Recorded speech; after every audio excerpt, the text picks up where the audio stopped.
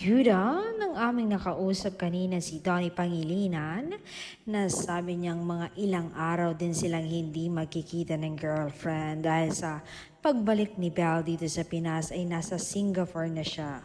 Diretso na yon papuntang LA or Los Angeles para sa kanilang advocacy tour. Mga last week of July na daw sila magkikita.